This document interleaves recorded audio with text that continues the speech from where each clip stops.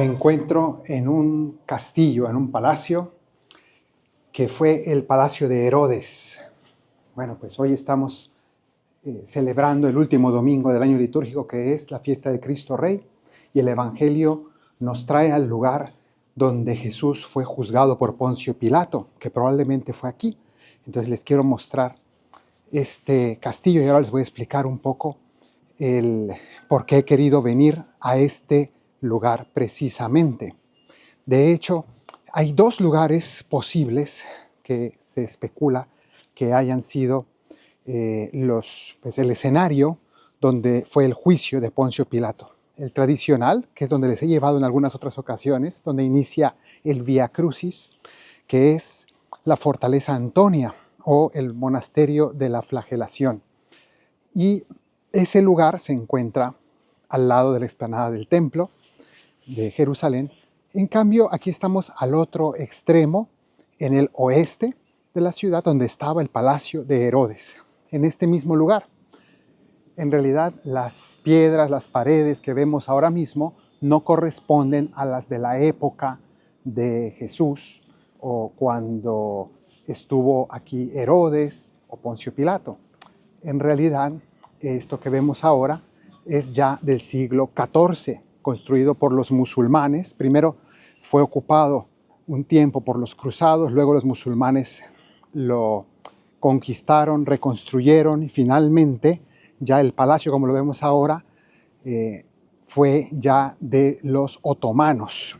Soleimán el Magnífico fue el que levantó prácticamente este castillo y entonces hasta el día de hoy pues se conserva la estructura ya del siglo XVI propiamente, algunos elementos del siglo XIV, pero les voy a mostrar un poco de los fundamentos que todavía pues ya con excavaciones se han encontrado aquí abajo y que corresponden, ese sí, a la época de Jesús. Y aquí había dos palacios, uno de un lado que era propiamente del rey Herodes y al otro lado de allá estaba otro palacio para el procurador o gobernador romano, que en el tiempo de Jesús era Poncio Pilato.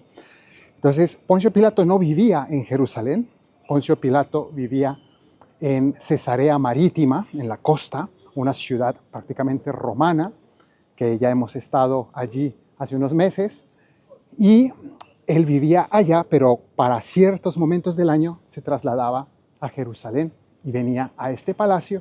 Entonces es muy probable que haya sido aquí la escena del juicio de Jesús, por varios motivos. Primero, pues porque era la residencia más probable de Pilato, pero también porque se nos dice en el Evangelio que Pilato mandó a Jesús con Herodes y luego se lo devolvieron. Entonces, todo eso, pues por las distancias, pareciera más fácil que fuera precisamente aquí, que estaban al lado, que eran vecinos, Pilato y Herodes. Entonces, este es el motivo por el cual se cree que este lugar, como era en aquel tiempo, haya sido el escenario original de este evangelio, de este momento de la pasión del Señor, del juicio ante Poncio Pilato. Trajeron a Jesús muy de mañana para ser juzgado por Poncio Pilato. Ya había sido condenado a muerte por las autoridades judías, sin embargo ellos no podían ejecutarlo, necesitaban una condena oficializada o aprobada por los romanos. Entonces lo traen aquí al gobernador romano Poncio Pilato para que él lo condene. Pero dice el Evangelio que no entraron al palacio, no entraron al área de los romanos, sino que se quedaron afuera los judíos porque esa noche comían la Pascua y para ellos ese era un lugar impuro, un lugar de paganos. Entonces ya de suyo era una ofensa el decirle al gobernador, sal fuera porque nosotros a tu casa no vamos a entrar porque eres impuro, ¿no? Ya empezaron mal, digamos. Pero Pilato pues sale para encontrarlos y ve que le traen a este hombre del cual él seguramente había escuchado algo, pero ellos no se atreven a entrar, sino que se lo entregan para que lo condene. Y él quiere entender qué ha hecho, por qué me lo traen, de qué lo acusan. ¿Qué es lo que está pasando aquí? Entonces, una vez que está todo ese griterío y no entiende nada Pilato, entonces toma a Jesús y lo mete al palacio, lo mete a la zona interior, quizá un patio interior, le llama el Evangelio el pretorio. Y entonces es donde comienza este Evangelio, este fragmento que leemos este domingo de Cristo Rey en el ciclo B. Estamos escuchando el relato según San Juan. San Juan es el que más detalladamente nos cuenta el proceso de Jesús ante Poncio Pilato. De una manera muy larga, muy detallada, muy interesante, nos va narrando cada uno de esos momentos y nos pone como 7 escenas, 7 momentos del juicio de Poncio Pilato. El primero es la llegada de los judíos que hacen salir a Pilato, lo que acabo de narrar. Pilato, que escucha todo ese griterío de acusaciones y entonces quiere entrevistar al acusado y lo introduce al palacio. Entonces la segunda escena es la que vamos a escuchar este domingo, ese primer diálogo de Pilato con Jesús acerca de quién es él y por qué lo acusan. Va a tratar de entender un poco cuál es la situación.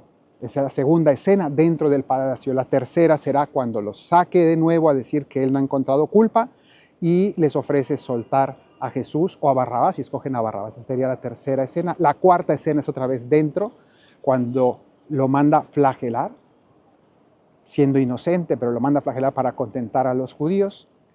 La quinta escena sería otra vez fuera, cuando les muestra a Jesús ya flagelado, lo que llamamos el ecce homo, es decir, lo muestra ya totalmente flagelado, coronado de espinas, y les dice, he aquí al hombre, eso significa ecce homo en latín. Les muestra, aquí lo tenéis, y ellos insisten en crucificarlo. Esa es la quinta escena.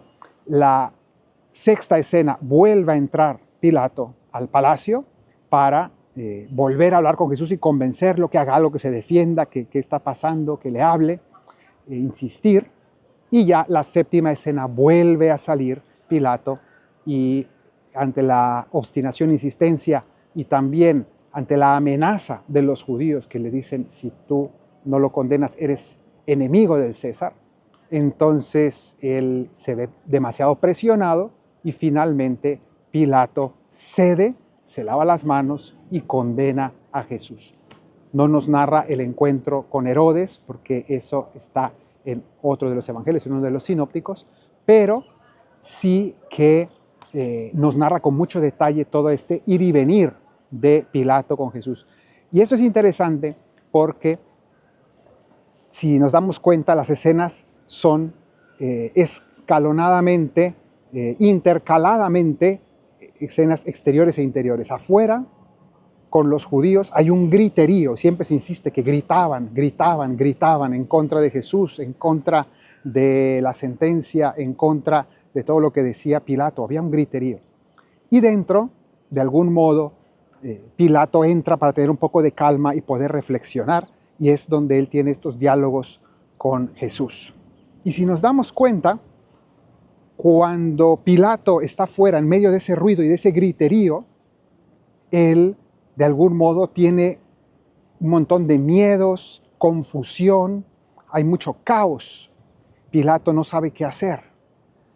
Mientras que cuando él entra al palacio, encuentra silencio y se encuentra con Jesús y de algún modo encuentra claridad y siempre termina decidiendo, viendo con claridad que es inocente y decidiendo lo correcto, pero no definitivamente, y ese es el problema. Vuelve a salir y vuelve al ruido y vuelve a dudar y vuelve a la confusión.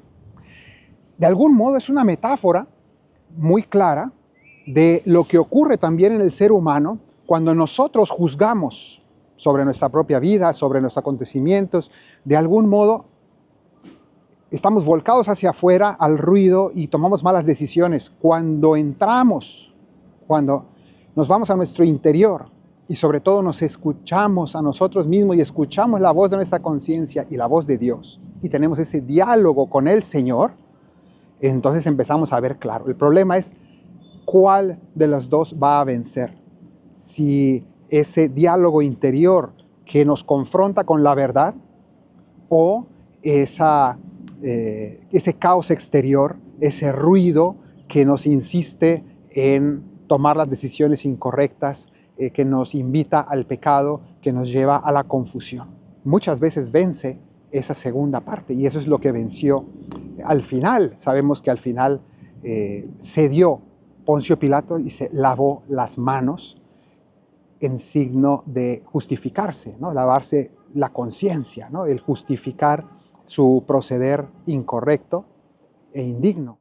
Una brevísima invitación para todos ustedes. En primer lugar, 1 de cada 2 que ven los videos de este canal no están suscritos. Yo te invito a que también tú te suscribas al canal si no lo has hecho. También quiero decirte que solamente 3 personas de cada 10 que ven estos videos le dan al botón de me gusta y eso ayuda muchísimo al crecimiento del canal. Así que te invito a que seamos más de 3, es decir, ojalá que todos los que vemos los videos, o al menos la mitad de los que vemos los videos, le demos al botón me gusta. Pero vamos a centrarnos ahora en el diálogo que tiene Pilato con Jesús en la primera ocasión, la primera oportunidad que habla con él, es decir, la segunda escena de las 7 que nos presenta San Juan. Entran al pretorio, así le llama San Juan a este lugar, y conversa con Jesús. Y lo primero que le pregunta es, ¿eres tú el rey de los judíos? Pilato quiere entender cuál es el problema, por qué dicen que es tan malo, tan peligroso este hombre. Quiere entender cuál es la acusación. Y le pregunta, ¿tú eres el rey de los judíos? Jesús responde con otra pregunta. Le dice, ¿dices tú esto por ti mismo o te lo han dicho otros de mí? ¿Qué significa esta pregunta de Jesús?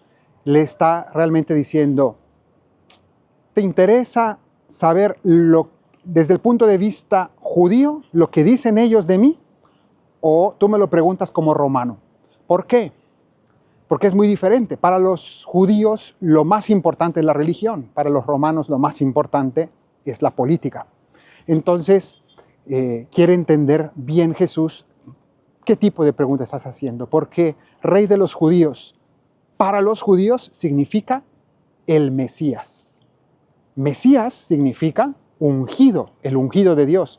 Ellos están esperando, los judíos, al elegido, ungido, consagrado por Dios, y se trata, por tanto, de una figura eminentemente religiosa, enviada por Dios para un tipo de salvación del pueblo judío, pero entendido desde un punto de vista muy mundano. Pero bueno, es una visión religiosa y se trata de una figura religiosa, unas promesas bíblicas que se cumplen en ese personaje que es un rey. El Mesías es un rey, el hijo de David, el sucesor del rey David, que están esperando. Entonces, todo eso es una problemática al estilo judío, una problemática religiosa. En cambio, para los romanos, rey de los judíos significa un sedicioso político, un hombre que quiere arrebatar el poder a Roma, un hombre que viene con fines políticos, con intereses de gobernar. ¿Quién de los dos tenía razón, los judíos o los romanos? Ninguno. Entonces, Jesús obviamente no está de acuerdo con ninguno de los dos puntos de vista, pero quiere entender muy bien cuál es el planteamiento, qué es lo que le interesa a Pilato. Y entonces Pilato va a responder. ¿Acaso soy yo judío? Es decir, ¿por qué crees que me va a interesar a mí el asunto religioso? De hecho, él les había dicho a los judíos antes de entrar al pretorio, les había dicho, yo de estas cosas no entiendo nada, llévenselo y júzguenlo ustedes según sus leyes. A mí no me interesa todo este asunto religioso. Entonces, Pilato le interesa el tema político y se lo aclara a Jesús. Yo no soy judío. Jesús le responde, mi reino no es de este mundo. Porque si mi reino fuera de este mundo, mis soldados, mis guardias ya me hubieran defendido y hubieran impedido que me capturen, pero mi reino no es de aquí. Pilato obviamente no es capaz de entender esta respuesta, mi reino no es de este mundo. Para él no existe un poder fuera del poder militar, político, económico, es decir, el poder de la fuerza, el poder tener la autoridad gracias a la potencia militar y a la potencia de la coerción. Pero Jesús, en cambio, tiene un poder mucho más grande, mucho más fuerte. Algo semejante a esto ocurrió cuando un representante del Papa fue a hablar a Stalin. Stalin respondió de manera muy prepotente: ¿y cuántas tropas tiene el Papa? Es decir, una manera de decirle: ¿cómo me van a obligar a hacer eso? Porque yo sí soy poderoso, pero ustedes no tienen nada con qué obligarme. Bien, sin embargo, al final, décadas después, el comunismo cayó y la Iglesia continúa en pie después de 2000 años. ¿Cuál es esa fuerza? ¿Cuál es ese reino que Jesús proclama? Bueno, pues es un reino muy distinto a los reinos de este mundo, a los poderes de este mundo, pero mucho más potente y mucho más fuerte, mucho más duradero, porque es eterno. Mi reino no tendrá fin. ¿Y cuál es esa potencia que tiene? La potencia de la verdad, del bien, la potencia en el fondo de Dios.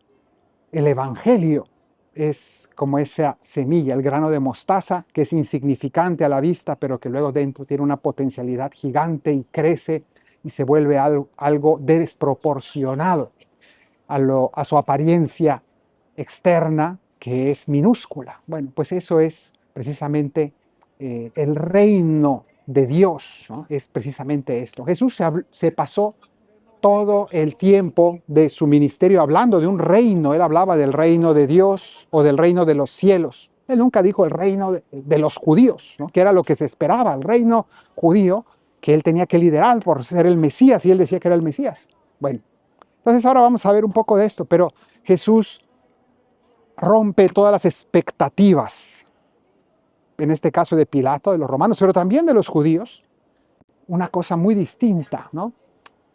El Papa habla mucho acerca de una cosa que se llama la mundanidad espiritual, que significa precisamente cuando uno con unos argumentos religiosos, con un esquema muy religioso, está buscando precisamente cosas mundanas: poder, fuerza, influencia, y a veces muchos católicos podríamos caer en ese peligro de la mundanidad espiritual, de pensar que el éxito del Evangelio está en cosas puramente visibles, externas, ¿no? Y en tener relevancia social y en una cierta visibilidad y en un cierto aplauso, un cierto éxito, ¿no? Esto era en parte, esa mundanidad espiritual, podemos decir que era en parte lo que los judíos esperaban del reino que tenía que venir. Y Jesús, en cambio, insiste: mi reino no es de este mundo. No caigamos ni en la mundanidad política de los romanos, ni en la mundanidad espiritual de aquellos otros que estaban buscando un reino demasiado parecido a las expectativas del hombre. Las expectativas nuestras tienen que ser más ajustadas al Evangelio. Y esto es lo que Jesús quiere decir con estas palabras: mi reino no es de este mundo. Tengo un poder más fuerte. ¿Cuál va a ser ese poder? Bueno, ahora va a entrar en ello. Continúa el diálogo y Pilato le va a decir: pero entonces sí eres rey. Acabas de decir que tienes un reino, que aunque no sea de este mundo, que no entiendo qué es eso, pero entonces eres rey. Jesús responde: tú lo has dicho, soy rey. Todos los evangelios, más largos o más cortos, siempre refieren esta respuesta de Jesús a Pilato: entonces tú eres rey, tú lo has dicho, yo soy rey. Y es interesante porque Jesús, durante todo su ministerio, evitó a toda costa decir él: yo soy el Mesías, en lenguaje judío, o en lenguaje más romano: yo soy rey. ¿Por qué? Porque en ambos casos él hubiera sido completamente malentendido, hubiera sido interpretado desde un punto de vista puramente mundano. Y él quiso evitar a toda costa eso. Su reino no es de este mundo, y como los corazones no están listos, las mentes no están listas para entender este reino, y de hecho 2000 años después todavía seguimos, incluso los que lo seguimos, siendo muy duros para entender su evangelio y para entender qué es este reinado de Cristo. Entonces, Cristo prefiere no usar nunca él ese término. Si él hubiera dicho yo soy rey, parecería como que está diciendo aquí mando yo tengo autoridad, yo tengo poder, yo tengo potencia, yo quiero dominar, ¿no? Él había dicho, los jefes de las naciones, los reyes de este mundo oprimen a los pueblos y los gobiernan con prepotencia. Los grandes de este mundo buscan oprimir a los demás, les dijo a sus apóstoles en otra ocasión, pero no sea así entre vosotros. Entonces el reino de Cristo es completamente diferente a esto que vemos en el mundo. Y entonces por eso aquí le responde a Pilato, tú lo has dicho. Es decir, no lo dije yo, pero sí es verdad, yo soy rey. Pero que conste que tú has llegado a la conclusión y que yo no he querido decirlo porque no me van a entender. Es por esto que Jesús evitó siempre decirlo. Él sí dijo, por ejemplo, yo soy el buen pastor, porque la figura del pastor es más humilde y se puede entender mejor qué tipo de gobierno, ¿no? Que es el pastor es un rey que es como un rey que gobierna, que guía, ¿no? Pero es humilde, es sencillo, es pobre y está para cuidar a sus ovejas, ¿no? Las guía. Pero es una imagen más adecuada. Entonces evitó usar la palabra rey, usó la palabra pastor, entre otras, ¿no? Prefirió esta, era más adecuada. Bueno, pues resulta que continúa la conversación y ya Pilato entonces va escuchando esto porque le dice, tú lo has dicho, yo para eso he nacido y para eso he venido al mundo, para dar testimonio de la verdad. Entonces, aquí viene esto que nos va a revelar Jesús, cuál es esa potencia. Si no tiene potencia militar, si su influencia no es política y militar, entonces, ¿cuál es su fuerza? ¿De dónde viene esa grandeza de su reino? Y aquí nos lo va a decir. He venido a dar testimonio de la verdad. Dar testimonio de la verdad, es decir, a mostrar cuál es la verdad sobre Dios, en primer lugar, la verdad sobre el mundo y sobre el hombre. Cristo ha venido a traernos esa verdad y no solamente a decirla, sino a dar testimonio, ¿verdad? Porque una cosa es decirla y bueno, será verdad o no. Otra cosa es dar testimonio. ¿Cómo dio testimonio Cristo? Sí, mostrando con signos quién es Él, con sus milagros, pero sobre todo dando testimonio hasta la muerte. ¿Y de qué va a dar testimonio? ¿De qué verdad? En el fondo, podemos decir que Cristo da testimonio del Evangelio, de que su Evangelio es la verdad, dando su vida, firmando con su sangre ese testimonio de una gran verdad. Esa gran verdad es que la humildad es más fuerte que la soberbia, que el amor es más fuerte que el odio, que la verdad es más fuerte que la mentira. Y en el fondo, él dando su vida hasta lo último, va a demostrar, después con su resurrección evidentemente, pero va a demostrar que hay una fuerza más grande que la prepotencia del poder. Y esto es lo que él ha venido a dar testimonio. Y su reino consiste precisamente en agrupar a todos aquellos que creen, que creemos, que esta es la verdad más fuerte, que este es el poder más grande, la humildad, la verdad, el amor, que la mansedumbre puede más que la prepotencia. Y claro, esto no solo hay que decirlo, hay que testimoniarlo. Y quienes más lo han testimoniado han sido precisamente los mártires. Mártir significa testigo, el que da testimonio de la verdad hasta la muerte. Entonces, pues esto es lo que hace el cristiano a imitación de Jesús. Y por eso Jesús continúa diciendo a Pilato que todo el que es de la verdad escucha mi voz.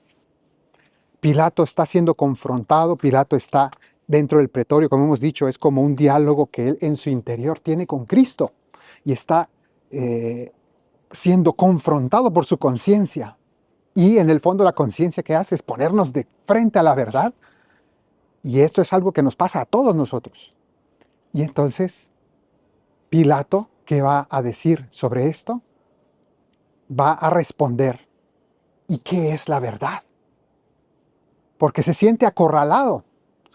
Pilato se siente realmente en peligro, se siente de algún modo confrontado en su conciencia. Entonces él pregunta, ¿y qué es la verdad? E inmediatamente no deja que Jesús responda y sale y se va de allí y no permite que continúe esta conversación, porque realmente para él se siente en peligro de que va a tener que ceder ante esta verdad que Cristo le pone enfrente, le pone delante.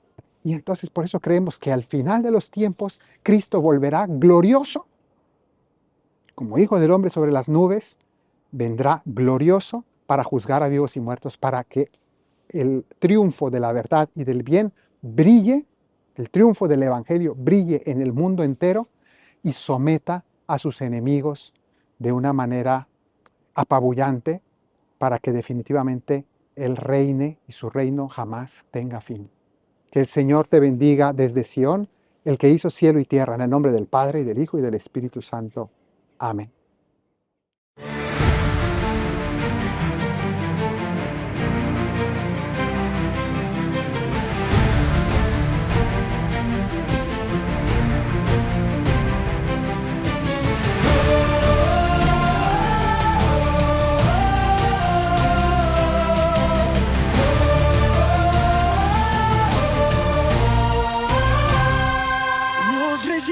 De las naciones gobiernan con prepotencia, mas mi reino no es de aquí.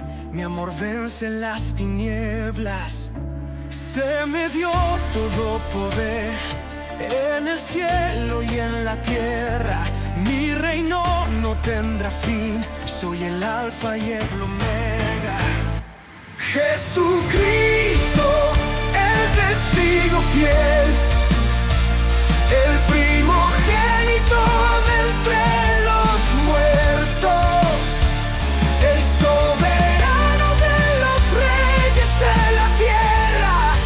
A Él la gloria y el poder por los siglos de los siglos. Amén.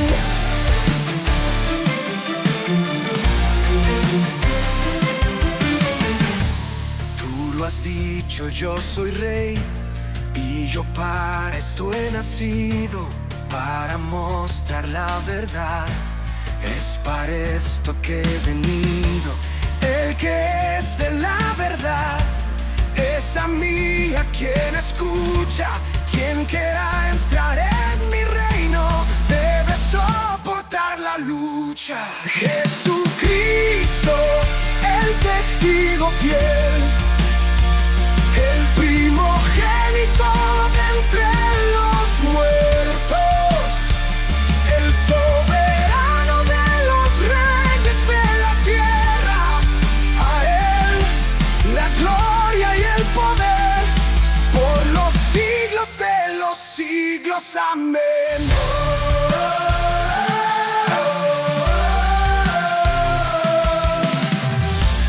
Solo tú eres el Señor, porque solo tú eres digno del poder, honor y gloria por los siglos infinitos.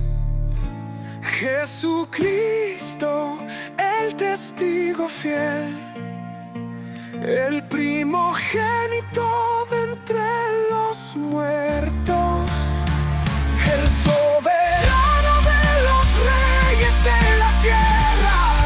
A Él la gloria y el poder por los siglos de los siglos. Amén.